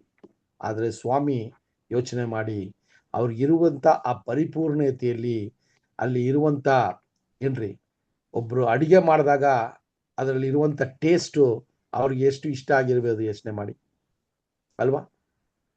ಒಂದು ಕಡೆ ಹೋದಾಗ ಅಲ್ಲಿರುವಂತ ವಾಸನೆಯ ಒಂದು ಪರಿಸ್ಥಿತಿ ಯಾವ ರೀತಿ ಅವರಿಗೆ ತೊಂದರೆಯನ್ನು ಕೊಟ್ಟಿರಬೇಕು ಯೋಚನೆ ಮಾಡಿ. ಇದೆಲ್ಲ ಸಿಂಪಲ್ ವಿಷಯಗಳು, ಆದರೆ ಅವರು ಅಲ್ಲೂ ಕೂಡ ಸಂತೃಪ್ತರಾಗಿದ್ರು. ದೇವರು ನನ್ನನ್ನ ಈ ಒಂದು ಪರಿಸ್ಥಿತಿಯಲ್ಲಿ ಇಟ್ಟಿದ್ದಾರೆ, ಈ ಪರಿಸ್ಥಿತಿಯಲ್ಲಿ ನಾನು ನನ್ನ ರಕ್ಷಣೆಯನ್ನ ಹೊಂದಿ ಇಡೀ ಮನುಷ್ಯ ಕುಲಕ್ಕೆ ನಾನು ಒಂದು ವಿಮುಕ್ತಿಯನ್ನ ಕೊಡಬೇಕು ಅನ್ನೋಂಥ ಒಂದೇ ಆಲೋಚನೆಯಲ್ಲಿ ಅವರು ಇದ್ರು ಅನ್ನೋದನ್ನ ಕೂಡ ನಾವು ನೋಡ್ತೀವಿ. ಅದಕ್ಕೆ ಅವರು 13ನೇ ವಚನವನ್ನ ಬರೀತಾರೆ ನೋಡ್ರಿ. 13ನೇ ವಚನವನ್ನ ಓದೋಣ. ನನ್ನನ್ನು ಬಲಪಡಿಸುವಾತನಲ್ಲಿದ್ದುಕೊಂಡು ಎಲ್ಲಕ್ಕೂ ಶಕ್ತನಾಗಿದ್ದೇನೆ. ಸಿಂಪಲ್ ರೀ. ಆ ಬಲ ಎಲ್ಲಿದ್ ಬಂದ್ರಂದ್ರೆ ನನ್ನನ್ನ ಬಲಪಡಿಸುವ ಮೂಲಕ ಆ ಒಂದು ಶಕ್ತರಾಗೋದಕ್ಕೆ ಸಾಧ್ಯ ಆಯ್ತು ಅಂದ್ರೆ ಅದು ಸ್ವಾಮಿನೇ. ಆತನನ್ನ ಬಲಪಡಿಸೋದು ಯೇಸು ಸ್ವಾಮಿನೇ. ಆತನಿಂದ ಎಲ್ಲಾ ಬಲವನ್ನ ಹೊಂತೀನಿ ಅನ್ನುವ ಒಂದು ಮಾಹಿತಿಯನ್ನ ಕೊಡ್ತಾರೆ ಸಹೋದರ. ಅದರಿಂದ ಈ ವಿಚಾರಗಳನ್ನ ನಾವು ನೋಡುವಾಗ, ಫಿಲಿಪಿಯ ಸಭೆಗೆ ಬರೆಯುವಾಗ ಆ ಆಳವಾದ ವಿಷಯಗಳನ್ನ ತಿಳಿಸುವಂತದ್ದಾಗಿದೆ ಸಹೋದರ. ಸೊ ಅಲ್ಲಿ ನಾವು ಇವತ್ತು ಈ ಪಾಠದಲ್ಲಿ ಮುಖ್ಯವಾಗಿ ನಮ್ಮ ಆಲೋಚನೆಯಲ್ಲಿ ನಾವು ಮೆಲುಕಾಗಬೇಕಾಗಿರೋದು ಏನಂದ್ರೆ, ಎಫೆಸ ಸಭೆಯಲ್ಲಿ ಬರೆಯುವಾಗ ಯಾವ ರೀತಿ ಒಂದು ಮರ್ಮವನ್ನ ಪೌಲನ ಮೂಲಕ ಕಲ್ತ್ಕೊಂಡ್ವಿ. ಆ ಮರ್ಮ ತುಂಬಾ ಒಂದು ಆಶೀರ್ವಾದವಾಗಿತ್ತು ನಮಗೆ. ಯಾಕಂದ್ರೆ ಅನ್ಯ ಜನರಾಗಿರುವ ನಾವು ಕೂಡ ಸ್ವಾಮಿಗೆ ಏನ್ರಿ, ತಂದೆಯಾದ ದೇವರಿಗೆ ಮಕ್ಕಳ ಆಗಕ್ಕೆ ಒಂದು ಅವಕಾಶವನ್ನ ಮಾಡಿಕೊಟ್ಟಿದ್ದಾರೆ ಅನ್ನುವ ಒಂದು ವಿಷಯ ನಮಗೆ ತಿಳಿಯಲ್ಪಡ್ತು. ಅದೇ ರೀತಿಯಲ್ಲಿ ನಾವು ಈಗ ಅನ್ಯ ಜನರಲ್ಲ, ದೇವರ ಬಾಧ್ಯದಾರರಾಗಿರ್ತೀವಿ ಅನ್ನೋದನ್ನ ಕೂಡ ತಿಳ್ಕೊಂಡ್ವಿ. ಒಂದು ದೊಡ್ಡ ಒಂದು ಬ್ಯಾರಿಯರ್ ಅಥವಾ ಒಂದು ಅಡ್ಡ ಕಲ್ಲನ್ನ ತೆಗೆದುಹಾಕಿದ್ರು ಅಂತ ಕೂಡ ನೋಡಿದ್ವಿ. ಅದರಲ್ಲೇ ನಾವು ನೋಡಿದಾಗ ಗಂಡ ಹೆಂಡತಿಯ ಸಂಬಂಧ ಎಷ್ಟು ಪವಿತ್ರವಾದದ್ದು ಅಂತ ಕೂಡ ತಿಳಿಸ್ತಾರೆ. ಫಿಲಿಪಿಯ ಸಭೆಗೆ ಬಂದಾಗ ಅವರು ಆ ಒಂದು ಬಂದಿಯಲ್ಲಿ ಇದ್ದಾಗ ಕೂಡ ಅವರು ಯಾವ ರೀತಿ ಅದನ್ನ ದೇವರ ಚಿತ್ತಕ್ಕೆ ಅನುಸಾರವಾಗಿ ಅದನ್ನ ನಡಿಬೇಕು ಅನ್ನುವ ಒಂದು ಸಂತೋಷವನ್ನ ಅವರು ಕಲ್ಪಿಸ್ಕೊಟ್ರು. ಅದು ಬೇರೆಯೊಬ್ಬರಿಗೆ ಆಶೀರ್ವಾದವಾಗಿ ಇದೆ ಅನ್ನೋದನ್ನ ಅವ್ರು ತಿಳ್ಕೊಂಡ್ರು. ಅವರು ಜೀವಿಸಿದ್ರು, ಮರಣ ಹೊಂದಿದ್ರು, ಅದು ಸ್ವಾಮಿಗೋಸ್ಕರ ಅಂತ ತಿಳ್ಕೊಂಡ್ರು. ಅದಾದ ನಂತರ ಯೇಸು ಸ್ವಾಮಿಯ ಒಂದು ಮನಸ್ಸೇ ನಿಮ್ಮಲ್ಲಿರಬೇಕು ಅಂತ ಫಿಲಿಪಿಯ ಸಭೆಗೆ ಬರೆಯೋದನ್ನ ನಾವು ನೋಡ್ತೀವಿ ಸಹೋದರ. ಅದರಿಂದ ಈ ದಿನದಲ್ಲೂ ಕೂಡ ಈ 2 ಪತ್ರದ ಒಂದು ಸಾರಾಂಶವನ್ನೇ ನಾನು ಕೊಟ್ಟಿದ್ದೀನಿ. ಇದನ್ನ ಇನ್ನೂ ನೀವೇನ್ ಮಾಡ್ಬೇಕ್ರಿ, ಈ ಪತ್ರಗಳನ್ನ ಓದಿ ಈ ಈಗ ನಿಮ್ಗೇನು ಒಂದು ನಾಲೆಜ್ ಇದೆ ಅಂದ್ರೆ ಅಪೋಸ್ಲರ ಕಾರ್ಯದ ಪುಸ್ತಕದ ನಾಲೆಜ್ ಇದೆ. ಆ ಒಂದು ಪುಸ್ತಕದ ನಾಲೆಜು ನಾವು ಪಡ್ಕೊಂಡು ಒಂದೊಂದು ಪತ್ರಗಳನ್ನು ಯಾವ ಸಮಯದಲ್ಲಿ ಯಾರಿಗೆ ಬರೆದ್ರು ಅನ್ನೋದನ್ನ ಈಗ ನೋಡ್ಕೊ ಬರ್ತಾ ಇದೀವಿ. ಈಗ ನೀವು ಈ ಪತ್ರಗಳನ್ನ ಸಂಪೂರ್ಣವಾಗಿ ಓದಕ್ಕೆ ಪ್ರಯತ್ನ ಮಾಡಿದ್ರೆ ನಿಮಗೆ ಇರುವಂತ ಆ ಬ್ಯಾಕ್ ಗ್ರೌಂಡ್ ನಾಲೆಜು ನಿಮ್ಗೆ ಇನ್ನೂ ಒಂದು ಆ ವಿಷಯಗಳನ್ನ ಅರ್ಥ ಮಾಡ್ಕೊಳ್ಳೋದಿಕ್ಕೆ ತುಂಬಾ ಉಪಯೋಗ ಆಗತ್ತೆ ಅಲ್ವಾ. ಸೊ ಅದರಿಂದ ದೇವರ ಚಿತ್ತ ಇದ್ರೆ ಬರುವಂತ ವಾರ ಕೂಡ ನಾವು ಮಿಕ್ಕಿರುವಂತ ಸಭೆಗಳಿಗೆ ಬರೆದಂತ ಪತ್ರಿಕೆಗಳನ್ನ ನೋಡೋಣ. ಸೊ ಈ ದಿನ ನಾವು ಎಫೆಸಿಯ ಸಭೆ ಮತ್ತೆ ಫಿಲಿಪಿಯ ಸಭೆಗೆ ಬರೆದಿರುವಂತ ಪತ್ರವನ್ನ ಸಂಕಷ್ಟವಾಗಿ ನಾವು ನೋಡಿದ್ವಿ. ಓಕೆನಾ. ಸೊ ಅದರಿಂದ ದೇವರು ಈ ವಾಕ್ಯಗಳನ್ನ ಆಶೀರ್ವದಿಸಲಿ. ಈ ದಿನದಲ್ಲೂ ಕೂಡ ನೀವು ಈ ಒಂದು ಪಾಠದಲ್ಲಿ ಭಾಗವಹಿಸಿ ಈ ಒಂದು ವಿಚಾರಗಳನ್ನ ನೀವು ಕೇಳಿ, ಆ ಕೇಳಿದ ನಂತರ ಅದರಲ್ಲಿ ಇನ್ನೂ ನೀವು ಓದಿ ನಿಮ್ಮ ಒಂದು ಪರ್ಸನಲ್ ಸ್ಟಡಿಯಲ್ಲಿ ಇನ್ನೂ ದೇವರ ವಿಚಾರಗಳನ್ನ ತಿಳ್ಕೊಂಡು ಅದರಿಂದ ನಿಮ್ಮ ವಿಶ್ವಾಸವನ್ನ ಬೆಳೆಸ್ಕೊಳ್ಳೋದಿಕ್ಕೆ ದೇವರು ಕೃಪೆ ಮಾಡಲಿ ಅಂತ ಹೇಳುತ್ತಾ ಈ ಒಂದು ವಾಕ್ಯಗಳನ್ನ ನಾನು ಮುಗಿಸ್ಕೊತೀನಿ. ಈ ದಿನದಲ್ಲೂ ಕೂಡ ನಾವು ಈ ಒಂದು ಕೂಟವನ್ನ ಒಂದು ಪ್ರಾರ್ಥನೆಯ ಮೂಲಕ ನಾವು ಮುಕ್ತಾಯಗೊಳಿಸೋಣ. ನಮ್ಮ ಮಧ್ಯದಲ್ಲಿರುವಂತ ಸಹೋದರ ಮೋಹನ್ ರಾಜ್ ಬ್ರದರ್ ಪ್ರಾರ್ಥನೆಯ ಮೂಲಕ ಈ ಕೂಟವನ್ನ ಕೊನೆಗೊಳ್ಳಬೇಕು ಅಂತ ಕೇಳ್ತೀನಿ. ಪ್ರಾರ್ಥನೆ ಮಾಡಿಕೊಳ್ಳೋಣ. ನಮ್ಮನ್ನು ಬಹಳವಾಗಿ ಪ್ರೀತಿ ಮಾಡಿಕೊಂಡು ಬಂದಿರತಕ್ಕಂತ ನಮ್ಮ ಪರಲೋಕದ ಜೀವುಳ ನಮ್ಮ ತಂದೆಯ ದೇವರೇ, ಮತ್ತೊಂದು ಆರ್ತಿ ನಿನಗೆ ಕೃತಜ್ಞತೆಯನ್ನು ಸಲ್ಲಿಸ್ತೇವೆ ತಂದೆ.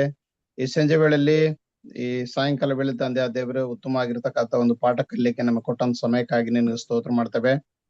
ಟೋನಿ ಬ್ರದರ್ ಅವ್ರ ಮೂಲಕ ನೀವು ಇಲ್ಲಿವರೆಗೆ ನಮ್ಮ ಮಟ್ಟಿಗೆ ನೀವು ಮಾತನಾಡಿದ್ರಿ, ನಿಮ್ಗೆ ಸ್ತೋತ್ರ. ಕೊಟ್ಟಂತ ಜ್ಞಾನಕ್ಕಾಗಿ ಕೂಡ ನಿಮಗೆ ಒಂದೆರಡು ಸಲ್ಲಿಸ್ತೇವೆ ದೇವರೇ. ಅವ್ರನ್ನ ಇನ್ನು ಬಲವಾಗಿ ನೀವು ಉಪಯೋಗಿಸಿರಿ, ಆಶೀರ್ವಾದ ಮಾಡ್ರಿ ತಂದೆಯ ದೇವರು. ನೀವು ಮಾತಾಡಿರ್ತಕ್ಕಂಥ ವಿಷಯಗಳು ಅಪೊಸ್ತಲನಾದ ಪೌಲನಿಗೆ ತಿಳಿಸಿಕೊಟ್ಟಿರ್ತಕ್ಕಂಥ ಮರ್ಮಗಳ ಕುರಿತು ಎಫೆಸ ಪತ್ರಿಕೆ ಮತ್ತು ತಂದೆಯ ದೇವರು ಫಿಲಿಪಿ ಪತ್ರಿಕೆಯಲ್ಲಿ ಇರುವಂತಹ ಮರ್ಮಗಳ ಕುರಿತು ಅಪೊಸ್ತಲ ಪೌಲನು ಮಾತನಾಡಿರ್ತಕ್ಕಂಥ ಸಂಗತಿಗಳ ಕುರಿತು ಈ ದಿನದಲ್ಲಿ ನಾವು ತಿಳ್ಕೊಳ್ಳಕ್ಕೆ ನಮಗೆ ಸಹಾಯ ಮಾಡಿದ್ರೆ ನಿನ್ನ ಸ್ತೋತ್ರ. ಇನ್ನು ಗುಪ್ತವಾಗಿರ್ತಕ್ಕಂಥ ಅನೇಕ ವಿಷಯಗಳನ್ನು ಬರೋ ವಾರದಲ್ಲಿ ನಾವು ಕಲಿಯುವಂತ ನಮಗೆ ಸಹಾಯ ಮಾಡು. ಅವುಗಳನ್ನು ಕಲಿತು ನಾವು ತಿಳಿದುಕೊಂಡು ಅದರಂತೆ ಇನ್ನೊಬ್ಬರಿಗೂ ಕೂಡ ನಾವು ತಿಳಿಸ್ಲಿಕ್ಕೆ ನಮಗೆ ಸಹಾಯ ಮಾಡು. ಸೇರಿ ಬಂದಿರತಕ್ಕಂಥ ಎಲ್ಲಾ ಸಹೋದರ ಮತ್ತು ಸಹೋದರಿಯರನ್ನು ಅವರೆಲ್ಲರ ಕುಟುಂಬಗಳನ್ನು ಆಶೀರ್ವಾದ ಮಾಡು. ಈ ರಾತ್ರಿ ನಮ್ಮನ್ನು ಸುಖಕರ ನಿದ್ರೆಯಲ್ಲಿ ನಡೆಸ್ರಿ. ನಾಳಿನ ಒಂದು ಹೊಸ ದಿನವನ್ನು ನೋಡುವಂತ ಭಾಗ್ಯ ನಮ್ಮೆಲ್ಲರಿಗೆ ದಯಪಾಲಿಸಿ ನಡೆಸಬೇಕೆಂದು ನಿನ್ನ ಒಬ್ಬನೇ ಕುಮಾರನ ನಮ್ಮ ರಕ್ಷಕನು ಒಡೆಯನಾದ ಯೇಸು ಕ್ರಿಸ್ತನ ನಾಮದಲ್ಲಿ ಪ್ರಾರ್ಥನೆ ಬೇಡಿ ಹೊಂದಿದ್ದೇವೆ ನಮ್ಮ ಪರಲೋಕದ ಜೀವುಳ್ಳ ನಮ್ಮ ತಂದೆಯಾದ ದೇವರೇ, amen. Amen. Thank you thank you brother.